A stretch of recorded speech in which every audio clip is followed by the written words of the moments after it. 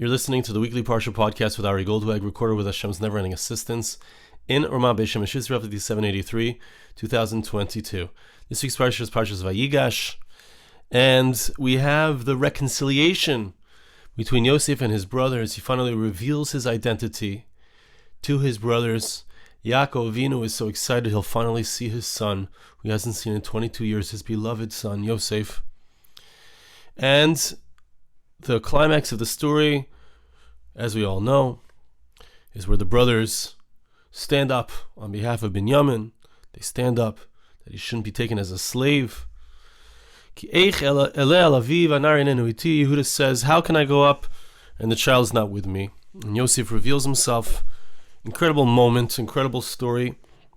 And it's important to understand, as we mentioned previous weeks, that this story represents the Geula, the redemption of the Jewish people. It represents the moment in time when all of the Jewish people throughout the world will recognize Hashem, will recognize God. All of mankind will recognize Hashem, and there'll be a tremendous unity, a bringing back of all of the pirud, all of the separation that exists between all of humanity, all of the Jewish people themselves, within ourselves. Everything will be mitached. Everything will come into oneness. Just like Hashem will be one, we'll be able to recognize that all that occurred throughout history was all from God. So too it will be that there will be a oneness in humanity itself.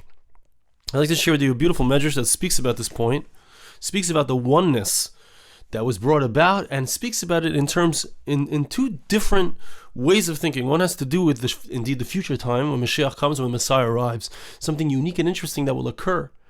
And one has to do with the reconciliation between Yosef and his brothers. And let's see together what that has to do, what these two ideas have to do with each other. Ves Yehuda shalach lefanav. The verse tells us, this is in chapter 46, verse 28.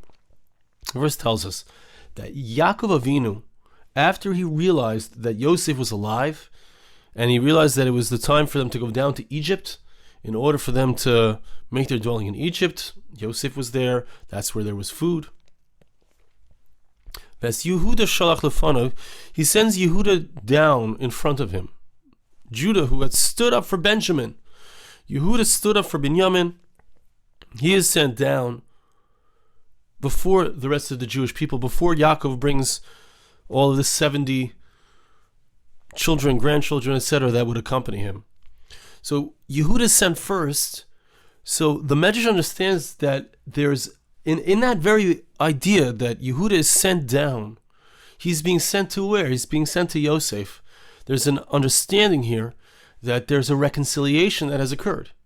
Yaakov knows that he can send his son Yehuda to Yosef because of the fact that they are now on good terms, whereas previously there was a separation. There was 22 years where part of the Jewish people was separated from the rest of the Jewish people. Yosef was separated from his brothers. Nevertheless, at this point, they've come back together, and so it's safe, in a certain sense, to send Yehuda down. Ksiv, the Medrash says, Ze'ev v'taleh yiru ke'echad. Pasuk in Isaiah, a very famous verse, refers to the fact that the wolf and the lamb will lie together. Well, not really that they'll lie together, but they will pasture together. Right? They'll eat side by side in the field. A lion, just like other cattle, will eat straw. They won't be carnivorous animals anymore. Everything will become herbivores. All the animals will become herbivores. They'll all... Right, the fact that you could have animals that have, one animal eats another animal. So that's something which is an imperfection in reality. Why does one animal need to survive by eating up another animal? This is something that will change in the future. We see from this pasuk, what we see from this verse, which speaks about the wolf and the sheep that they pasture together, the lion and the cattle that they eat together. This verse teaches us that there will be a reparation, a fixing of things that were destroyed in the past. Hashem is going to bring about a perfection of reality with the coming of Moshiach. The those who are blind will see again. Shenemar, Pasuk says in Isaiah chapter 35, Os tipakachna einei ivrim, then the eyes of the blind will be opened. Pischim misrapim, those who are lame, they also will be able to walk again. Shenemar, Os yedalig ka'ayil piseach, the one who is lame will be able to gallop like a deer. V'tarin lashon ileim, the one who is mute, he will sing glad songs. It's very interesting, very beautiful. So Moshiach is going to come, the Messiah will arrive.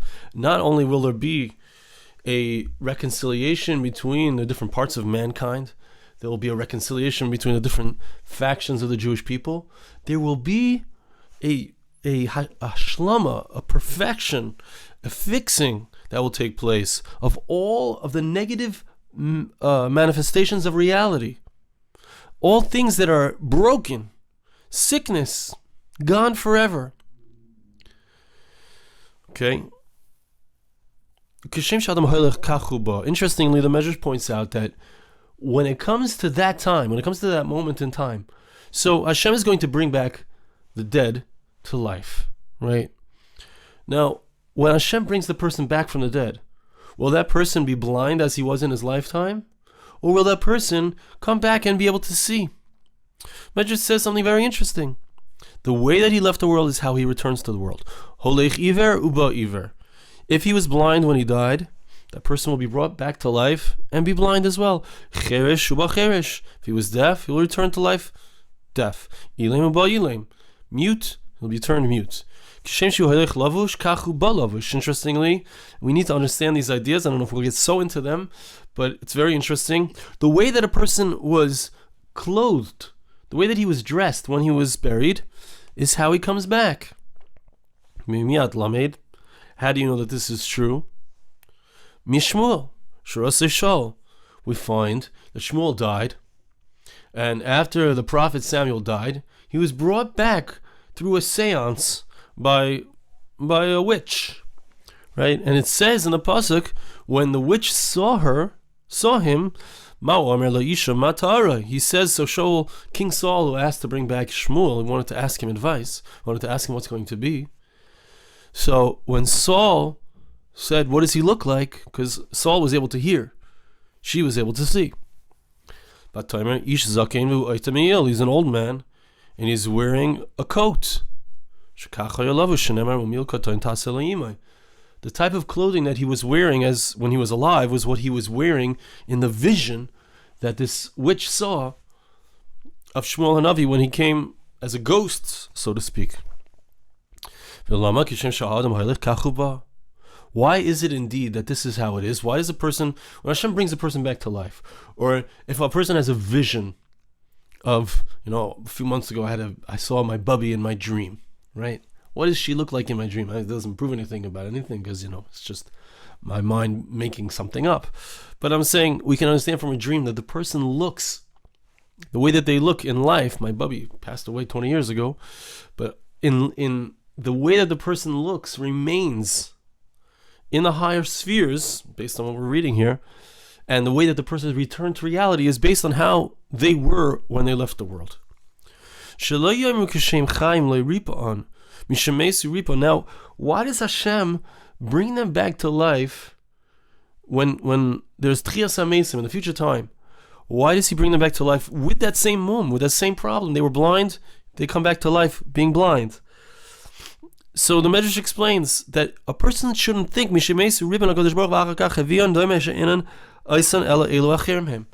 person would look at this person and say, this is not the same person, right? The person who we knew to be blind, right?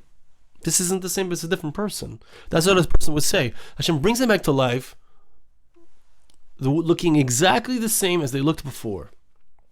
Their clothing is the same, their defects are the same, and then, so that we shouldn't think that this is a different person, then Hashem brings them back to the state that they ought to be.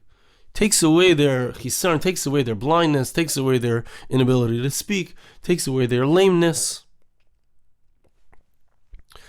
That's why Hashem says, look, Let them come back to life the way that I created them, and then I will cure them. I am the one who creates. I'm the one who has power. There's no other power besides for me. It shouldn't seem like I can't do that. It needs to be clear that Hashem is the one who's doing it. Even the animals are cured, right? Because they also have a chisaron, like we mentioned before. They also have something that's wrong with them. They have a defect. And that is that they attack each other. That they feed on... why does one animal have to eat another animal? Let him eat plants. There's plenty of plants to go around. Right? So that's going to be fixed, like we saw in the verse, that both the wolf and the sheep will pasture as one. Hakol misrapim. Everything is cured. Why? Mishahevi mak alakol. Ena misrape. Interestingly, the Medrash also points out that there is one animal that is not going to be cured. The end of that verse, which speaks about the wolf and the sheep together, references the fact that the nachash, the snake, will continue to eat dirt. It will continue that whatever it eats tastes like dirt. The snake, which was punished with that punishment, it is not cured. Why? Because it was the snake that caused man to sin and caused man and all of humanity and all of the animal kingdom, that everything should experience death. That intense defect, the defect of death, was caused by the snake. So the snake will not be cured, but every other creature, all other animals, all human beings, all the imperfections of reality, it's an amazing medrash, it's very interesting. All the imperfections of reality were created because of Adam HaRishon's chet, because of that sin of eating from the Eitz Hadas, the tree of knowledge of good and evil. As a result of that sin, all imperfections, sickness, blindness, lameness, deafness, all of these imperfections came into the world because of that sin. But all of these things will be cured with the coming of Moshiach, with the Messiah's arrival. And so we will have a return to that original state, to that perfection of reality, which we didn't need to have negative states. Right? Today, as we've spoken about many times, in order for us to receive good, there has to be some negative that comes alongside it, right? If I want to feed my family, I have to work, and work involves difficulty. That's part of what work is, right? That's the curse of Adam, but that's the imperfection. Really, the way it should have been was, and the way the world was originally set up, was Adam would pray, he would just daven, the rain would fall, stuff would instantly, the fruits would instantly form on the tree. There was no process. The process was much quicker, right? Just like the Gemara tells us, he got up onto the bed. They got up onto the bed 2. They came down 4. Right? There was no process in creating a child even. The process was very quick. So this idea it's very powerful, very interesting. So it's very interesting because the Meforshim say, it's his one shot in the Medrash, it's really to get to the next shot, which we'll see very shortly. But really what you see here is that within the story of Yosef and his brothers, there is an imperfection. Right, all machlekes in the world, the pirud, the separation between us, between human beings, between brothers and sisters, between siblings, between families, between parents and children, between factions of the Jewish people. All of the pirud, all of the separation that exists is a result of the lack of perfection, the lack of geula, the lack of redemption, the lack of Moshiach, the fact that we don't have that, we haven't been returned to the state of perfection which we so desire, which we in our heart of hearts, in our deepest intuition, we know is the way it's supposed to be. We know it's supposed to be that way. So, and how is all of the separation? How is the machlekes? Where did all of this separation come from? It came again from the sin of Adam HaRishon. And the Jewish people's job is to rectify that sin. And we do it on different levels, and we've accomplished this at different times in history, but this was a moment which, like the future Geula, which will be the greatest moment of rectification, but there was a moment of rectification that occurred between the brothers as well, through Yosef, through that which he did to get them to atone for the sin that they had done by selling him. Now, let's see the continuation of the Medrash. Davar acher. Another explanation. And we need to know that whenever we have another explanation, it's always a parallel. Right? There's always a parallel. Zev v'taleh, zev ze Binyamin. Very interesting. Medrash tells us that the wolf and the sheep, right? There's a wolf and a sheep. Who's the wolf and the sheep in our story? The wolf is Binyamin, v'taleh elu hashvatim, and the sheep is a reference to the tribes, to the other 10 tribes. Right? Benjamin is from Rachel Imenu, from Rachel. The other 10 tribes are from different mothers, from different wives of Yaakov. But they are referred to as a seh, right? Binyamin. We know that Benjamin is referred to as a ze'ev. Ze'ev is the wolf that he's referred to by Yaakov Avinu Jacob in the blessings in next week's parsha. But the Shvatim, the tribes are also referred to as a sheep. Seh pezura Yisrael, yiru ke'echad. The sheep that have been sent in so many different multiplicitous places. The people of Israel are referred to as a sheep, that's a flock that's been spread out. They will all come and they will shepherd as one. They will graze as one. Amasai. When was this? Look, there's a bringing together, right? There was a separation even before, not just between the brothers and Yosef, but Benjamin was also a separation. There was a separation between him and his brothers. He was a wolf, and they were the sheep. But there's a coming together of the sheep and the wolf. Where? Yaakov didn't want to send down Benjamin, right? The brothers came down to Egypt by themselves, 10 tribes, 10 brothers, without Benjamin, without Binyamin. So there was a separation. That's how the Medrash sets it up. I mean, we could surmise that perhaps there was still a separation between them even before, intellectually, emotionally, just like there was a separation between the brothers and Yosef. Certainly, I'm sure that Yaakov showed great favor to Binyamin, to Benjamin, in the 22 years between when Yosef was lost and until he was found. Yaakov did not want Benjamin to go down. Very interestingly, when Benjamin came down, the brothers were protecting him. They were surrounding him. They knew that they had to take care of Binyamin like nobody's business. It says that when they came in there, and Yosef, he had to lift up his eyes. He had to get a good view because the brothers were completely surrounding him, protecting him. They didn't want anything bad to happen to him. So we see that Binyamin and the brothers came back together. The brothers protected Binyamin.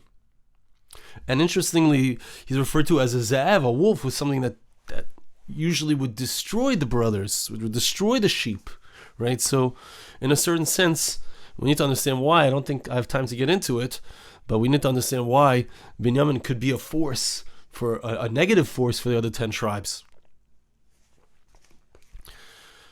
Right? Aryeh ze Yehuda. Then we talked about, in the Pasuk, if you recall, we talked about the lion and the cattle, which also come together and they eat tevin, they eat straw. So who's the lion? Aryeh ze Yehuda. The lion is Judah. Gur Aryeh Yehuda. Like the Pasuk refers to him. Jacob gave a blessing to Yehuda. He's like a lion. He's like a lion cub. Kabakar ze Yosef. Who is the cattle that's referred to in this verse? It's a reference to Joseph. B'char shari hadalai. Right, the verse in Devarim, in Deuteronomy, in the blessings of Moshe Rabbeinu, of Moses to Joseph, so to the tribes of Menashe and Ephraim. B'char shari hadalai refers to Joseph, the firstborn, as the ox, the cattle, right? Nimtzu oichlem ka'achas. The pasuk says that they all ate together. Right? The pasuk, the verse tells us how in this story they all ate together. They all ate together. Very interesting that eating together represents a certain peacefulness, right? And I would recall, the Medrash doesn't mention this, but I would recall how the brothers ate after they sold, or after they threw him in the pit. I don't remember if it was after they threw him in the pit or after they sold him, but they ate. Vayeshu lechol lechem, the pasuk says, they sat down to eat bread. So eating is a concept of doing that which is required in order to maintain the soul and the body, right? If the human being will not eat, so we lose the connection between the soul and the body, right? A person could die if they don't eat. There's spiritual sustenance for the soul itself to continue to exist. There's physical sustenance for the human body to exist. But the connection between soul and body is maintained through eating. When they ate, earlier in the story, they ate by themselves. Represented in their connection, there was separation. There was separation from Yosef. Here at the end, when they eat together, Yosef brings them to eat with him. It represents this same concept as the eating of the wolf and the lamb together. They no longer destroy each other in order to maintain their existence. They stand side by side. There's an achdus, there's a unity between the animals. There's no destruction. There's only standing side by side. And there's a bringing together of the brothers, this moment of Geula. This is what it means in the verse when it says that the lion and the cattle will eat together, the straw. It's a reference also to Yosef and Yehuda, that they come together. That's why Yaakov sent Yehuda ahead. He saw, it's not clear exactly what Yaakov knew. Did Yaakov know that there had been he knew that 22 years before there had been a tension between the brothers? Did he know that they had sold him? It's not clear if he knew. Did he know in the end? But clearly he knew that there was a tension that was resolved. And because he knew that this tension was resolved, that's how he was able to send Yehuda ahead to partner with Yosef to set up shop, so to speak, in Egypt.